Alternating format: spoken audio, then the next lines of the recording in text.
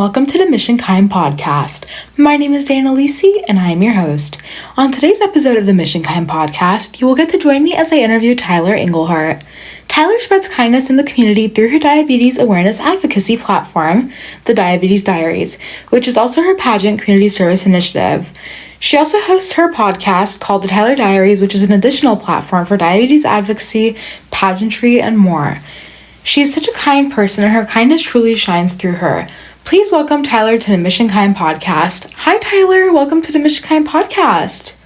Hi, Diana. How are you? I'm doing great. How are you? I'm good. It's so nice to meet you. Nice to meet you, too. Can you please go ahead and introduce yourself to the audience? I am a type 1 diabetic, and I was diagnosed when I was 12 years old, and that has led me to my pageant platform that I have today called the Diabetes Diaries. And I talk a lot about diabetes awareness and diabetes education. I love your platform and your purpose so much. Now, can you please talk about how you started your pageant journey and how has it shaped you into the person that you are today? So, my journey with pageantry started early 2024.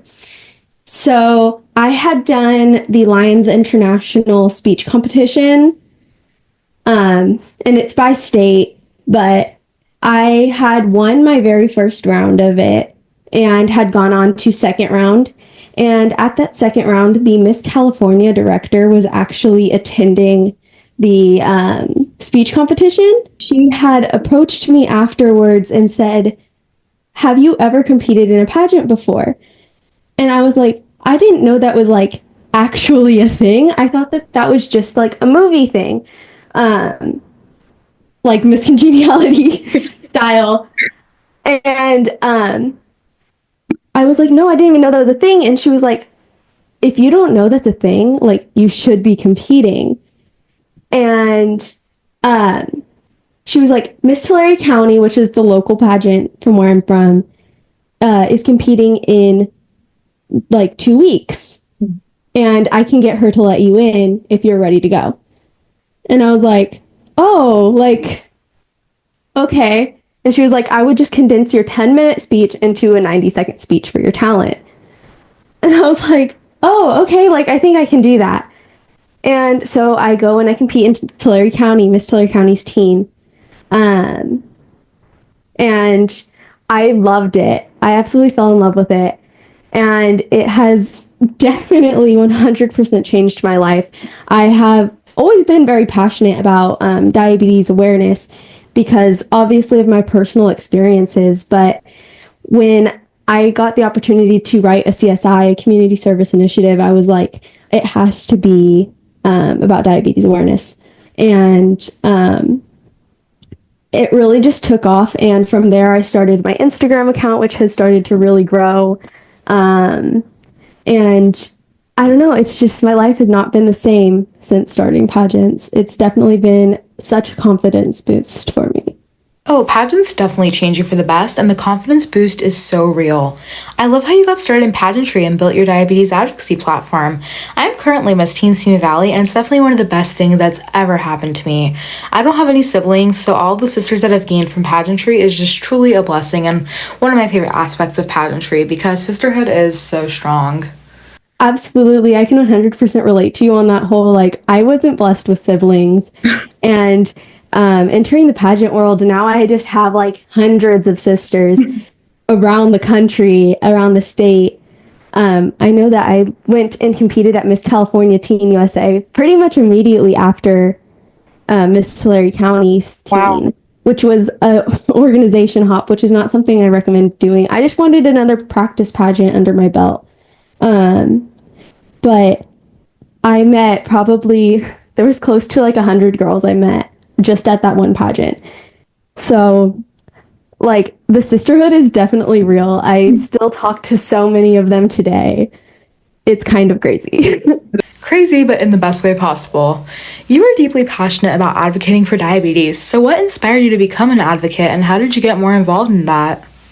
So I am a type 1 diabetic, and that is kind of what sparked my passion for it. But I think my passion for it definitely grew when I started pageantry, and just having the opportunity to work with it more. And I had always posted little bits on like my Instagram page about like different research updates or whatever. But now my entire page is practically focused on having a something to do with diabetes. And I think that it's just made a really, like, that has really progressed my passion for it. And also, like, it's given me more opportunities to put myself further into that. Like, I just got a really exciting news that I am able to attend with an organization. I'm going to get to go to Washington, D.C. to go speak with Congress about diabetes. Like, they want more funding for research and talking about insulin prices because insulin can get pretty pricey. Mm-hmm. So I think that I wouldn't have ever done that had I not started getting involved in pageantry because I just didn't have the self-confidence for it. So we're super excited for that. And I think that's definitely kind of my passion and where my heart is, for sure. That is so inspirational, and it's amazing that you're going to go to Washington, D.C. to talk to the Congress about diabetes-related matters such as insulin pricing. That shows where pageantry can get you, especially with advocating for your community service initiative and ultimately being seen and heard. I mean, your diabetes advocacy caught the eye of people in Congress, and it's so exciting that you're going to go talk about that. So, you also have a podcast. What is your podcast about? Yes. So my podcast is called the Tylor Diaries, the podcast, which was kind of a play on my Instagram name.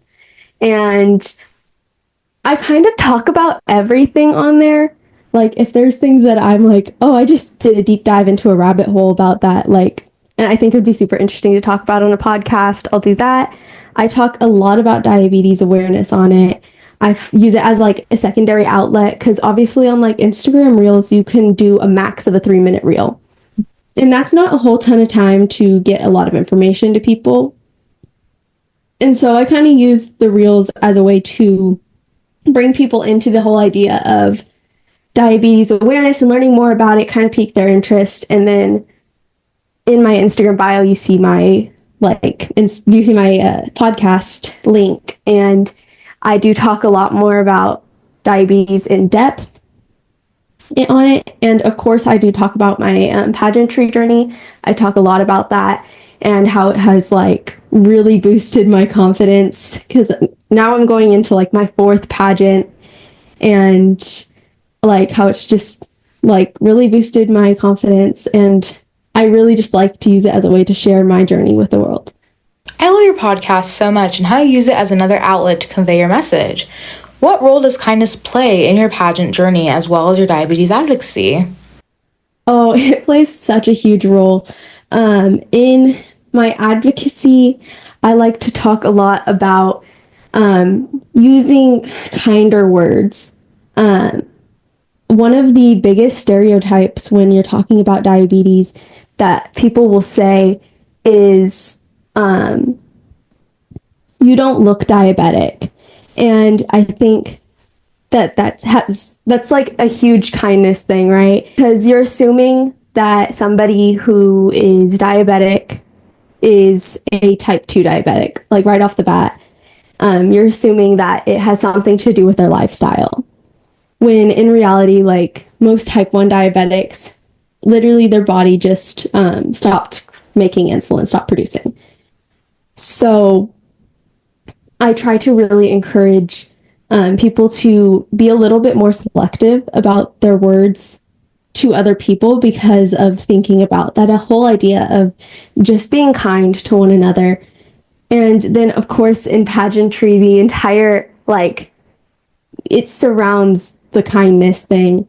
Like, you have to be kind to your sisters, of course, and kind to your community and serve your community in any way that you can. And when you're out in public, you're always kind to people, being that representative of your organization. And I think that definitely in pageantry has taught me myself to be more kind. And it's also about being kind to yourself because I can't tell you how many times in my first few pageants that I was saying horrible things to myself because I'm like, oh, I didn't do that right. I didn't do that. Like, that's not how I wanted that to go. And it's really about giving yourself that grace to like say, you know, I did the best that I could. And it's not that big of a deal that it wasn't exactly what I wanted it to be. So it's really about just putting your kindness into every part of what you're doing, whether that be kindness to your community, kindness to your sisters, or even kindness to yourself. That's very true, and I love what you are doing to spread kindness. You're a very kind person, and I see that shine through you. Pageantry often emphasizes grace and confidence, but how does kindness fit into that and into your personal growth? I think kindness into your personal growth, into my personal growth, is something I have to work on a lot, and I think it's something everybody really needs to work on. Because I don't want to say it in a way that kindness isn't like first nature, but it's not what your brain goes to automatically most of the time. Especially when you're thinking about yourself, which is a lot with your personal development. Because I truly do believe that personal development starts within you before you can start pushing it to other people, if that makes sense. Mm-hmm. And just saying kind words to yourself before you can, like, you have to learn to say kind words to yourself, or you're never going to be able to say kind words to other people, because you're constantly going to be reflecting what you feel about yourself. So I think that just learning to be kind to myself has been a really big step in making sure that I'm kind to everybody else and able to be kind to my community. And I think that that's something that pageantry has definitely helped with. And of course, just working on yourself all the time. That was so well said, and I love the way that you put that. Next up, how do you balance the competitive sides of pageants with being kind to your sisters? I love to think of pageantry less about a competition with my sisters and more of a competition with myself, to make myself 1% better every time I go on stage. And I think that realistically, I don't see pageants as a competition with the other girls, because everyone that steps onto a pageant stage, steps into an interview room, is great. Everyone is worthy of a title. And it really just comes down to, what do the judges think? Who did the judges want to be representing that title? So I don't like to think of it as a competition with other people. And I've seen firsthand what happens when girls see it as a competition with other people, and it just becomes a little bit less fun and a little more stressful on everybody. Like, I'm not going to get too into depth about it, but I had an experience where a girl's mom was sitting in the audience during tech rehearsal the night before a pageant and was recording all the girls. And it could have been completely innocent. I would love to think that I assume that it was completely an innocent thing. But there's the whole background of girls having studied all of their other competitors, I guess you could say. And so it just put everyone into kind of an awkward and uncomfortable situation when you see it as more of a competition with somebody else versus a competition with yourself. And I like to think of it as a competition with myself, because I know that's what makes me most comfortable with my pageant sisters and lets me bond with them. So sorry about that experience you encountered. That should have never happened, but pageants are definitely about bettering yourself and building positive relationships with your sisters. When I competed, I definitely never looked at it as a competition, and I thought I wasn't even going to win in the first place. I had no experience in pageantry, and I just went and doing it for fun, thinking, like you said, it was a movie thing. And when the title was going to be called, I was hoping that it would be one of the other girls who I just thought was so amazing. And I was like, please call her name, please call her name. And then when they said mine, I was like, oh. Yeah, I love watching the videos online of when the top two are like holding hands. Yeah, it's about to be called who wins the title. And if you listen to it without sound, you legitimately can't tell who just won. Like, you can't tell. until the crown's being put on somebody's head, which I think is absolutely the most beautiful thing in the world. And is something that I even like to think about and remember when I'm going into pageants. Like, you have made really close friends with all of these girls, and you would be just as happy if they win as if you won. Definitely. And from your experience of doing pageants, do you think kindness is actively promoted within the pageant community? I feel like that's a really difficult question because I feel like it's yes and no. It kind of depends. I feel like where you're not, I don't want to say where you're competing, but like who you're competing with, if that makes sense. Yeah. Like, I think we've definitely moved into a direction. If you look at the history of pageantry, we've definitely moved a lot into the direction of kindness, which is so, so important. But I do think that there's some girls, like you said, that can get a little bit competitive with the others, with everyone else, instead of trying to be competitive with themselves. And I think that overall, yes, we promote kindness and we show kindness to each other. But of course, like in everything, there's going to be those one or two things that happen that maybe aren't so much promoting that. Yes, but most of the time people are super kind, and I'm so happy to say that I've had the most positive experience with the kindest people in the pageant that I competed in. Okay, so next up I wanted to ask you, how does kindness influence your efforts in diabetes advocacy, and how can being kind help break down the barriers for people with diabetes? Yeah, I think kindness has it has a lot to do with everything, in my opinion, especially when you're talking about advocacy, advocating for anything. If you are unkind when advocating for it or anything like that, nobody's going to want to listen. And just showing kindness, by showing kindness to other people while you're advocating, can kind of promote them to be kind to the people who you are advocating for. So, like in the example of, I advocate for diabetes, right? So, diabetics. And I always use the example of, you don't look diabetic, which is the assumption of every diabetes is type 2 diabetes. And I think that comment in general just isn't a kind comment. But I think by being kind when trying to educate somebody about it, instead of, I've seen a lot of diabetics just get mad about it and they'll go online and do rants about it. But instead of that, I take a step back and say, how can I deliver this message in a more kind way so that people will listen and understand? Because when you go at advocating for something by attacking it people don't respond well to that. And they're more likely to continue what they're saying because they don't want to listen to the facts. So by delivering the facts in a kind way, by saying did you know that there's a difference between type 1 and type 2 diabetes? And this is the difference, which for me would be type 1 diabetes is a genetic disease, while type 2 diabetes is caused by long-term lifestyle and is reversible. True. Just the delivery. Kindness in your delivery has everything to do with advocacy. Oh, 100% the way you say it can make all of the difference in any topic, not even just diabetes. As someone with a platform in both pageantry and advocacy, how do you use your visibility to make a positive impact and spread kindness?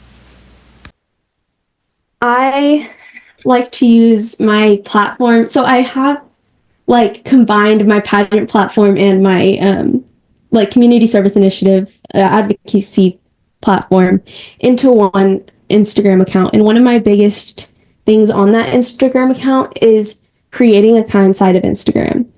Because I find, even in myself, that when you're scrolling on Instagram, you're seeing all of these influencers, and in my case, I see a lot of diabetic influencers. And they show a very unrealistic side to their lives. And I'm not saying that showing that side of their lives is unkind. It's just unrealistic. And when you look at yourself and think, why isn't my life like that? I call it like the comparison trap. Um, when you're using what other people have posted to make yourself feel like less. And I think for me, I like to post in the most realistic way possible, especially when I'm talking about my diabetes. I like to show the real life, like, this is what my blood sugar looks like. Because I think that by showing that, you're showing people that it's okay to be realistic. It's not, nobody's perfect all the time, which is a lot of what you see on social media in general. Definitely, and it's never good to fall into the comparison trap, but just keeping it real. Yeah. Okay, so putting pageants and diabetes advocacy aside, how do you practice kindness in your everyday life? Oh, wow. That's like, I just try to be kind to everyone I come into interaction with, whether that's literally just smiling at somebody can make their day better. And that's something that I really try to do to everyone that I interact with. I try not to go into a conversation with somebody like not looking like I'm happy, or like obviously not in like a fake way, but I try not to go into things with my mood already bad, because that's already setting you up to be unkind.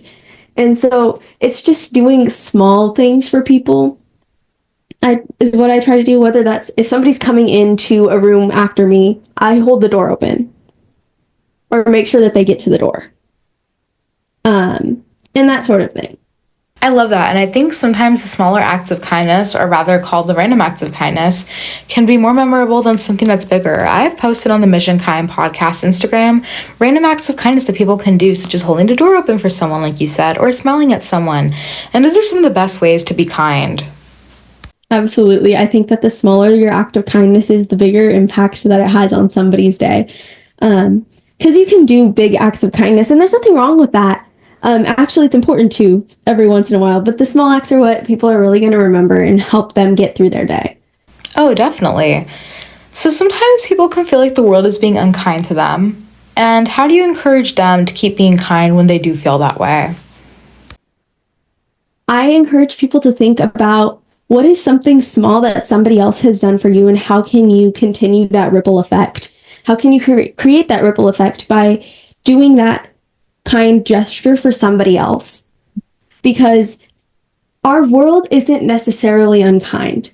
Like, I think that yes, sometimes we can be unkind to each other, which is never a good thing, but we do small acts of kindness for each other, and that ripple effect just continues. Yeah. And it's never 100% unkind. We are more kind than we think we are. I love how you mentioned the ripple effect, because something that someone does for you, you do it for someone else, and they do it for someone else, and so on and so on. Last but not least, if you can challenge our listeners to do one kind thing today, what would that be? Oh, I would challenge you to just smile at everyone you see. That's my favorite act of kindness, is just to smile. It will put a smile on somebody else's face. I've never had somebody smile at me and not be able to smile back. So that's what I challenge our listeners to do today. I love smiling at everyone I see, and I hope everyone else listening to the podcast today will do that too. Thank you so much for being on the Mission Kind podcast, Tylor. Of course, it was my pleasure. Thank you for listening to the Mission Kind podcast. Join us next Monday for another amazing episode. Have a great day, and don't forget to be kind today and always.